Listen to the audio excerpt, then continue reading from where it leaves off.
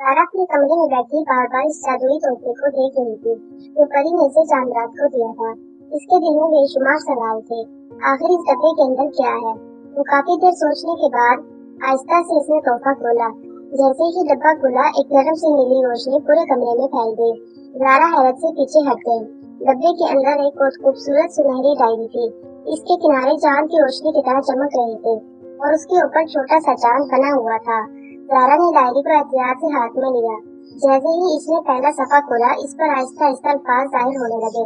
ये जादू सिर्फ अच्छे दिल वालों के लिए है। ज़ारा हैरान रह गई। उसे यकीन नहीं आ रहा था कि अल्फाज खुद ब खुद कैसे लिख रहे हैं।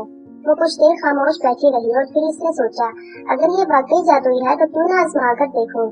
ज़ारा ने आहिस्ता से कलम उठाया और डायरी में लिखा, काश मेरे बाग में खूबसूरत सफेद फूल खिल जाएं।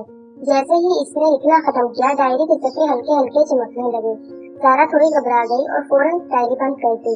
रात भर वो यही सोचती रही कि आखिर ये सब हकीकत है या ख्वाब। अगली सुबह जब वो नींद से उठी तो सीधा बाग की तरफ गई और फिर वो हैरत से साफ रह गई। पूरा बाग सफेद चमकते फूलों से भरा हुआ था। हवा में बहुत प्यारी खुशबू फैली हुई थी और फूल ऐसे लग रहे थे जैसे चांदनी से बने हों। ज़ारा खुशी से बाग की तरफ भागी। वो एक फूल को हाथ में लेकर गौर से देखने लगी। ये वाकई सच है। अचानक ज़ारा के दिमाग में एक आइडिया आया। इसने बाग के सारे सफेद फूल एहतियात से तोड़ लिए और अपने अब्बू के पास जाकर बोली, अब्बू ये फूल बाजार में बेच कर देखें, शायद अच्छी कीमत मिल जाए।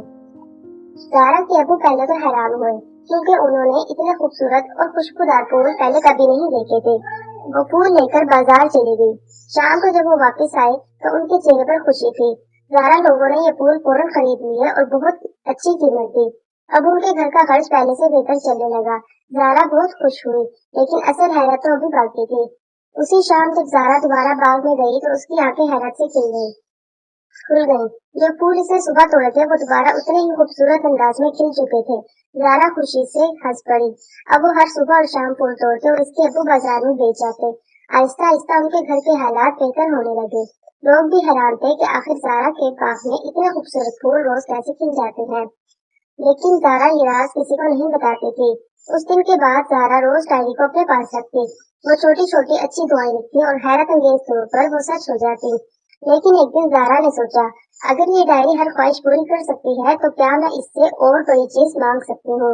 ये सोचकर इसके दिल में पहली बार आई और शायद यही वो लम्हा था जहाँ से सब कुछ बदलने वाला था। ज़ारा बहुत खुश थी, लेकिन एक रात अचानक कुछ अजीब हुआ। वो अपने कमरे में बैठी डायरी खोल रही थी कि अचानक उसके सफ़े खुद ब खुद पलटने लगे। ज़ारा हैरत से देखती रह गई। फिर बगैर किसी के हाथ लगाए डायरी पर चमकते अल्फाज जाहिर होने लगे, अगली चांद रात को बाग में आना, वहाँ एक और राज तुम्हारा इंतजार कर रहा है। ज़ारा की आंखों में हैरत आ गई। आखिर वो कौन सा राज था? क्या परी दोबारा आने वाली थी? ये सोचते सोचते इसने आसमान की तरफ देखा जहाँ चांद हल्का से चमक रहा था। लेकिन अब सवाल ये है, अगली चांद रात को ज़ारा को क्या मिलने वाला है और परी से कौन सा नया सरप्राइज देने वाली है? ये जानने के लिए अगला पार्ट जरूर देखें।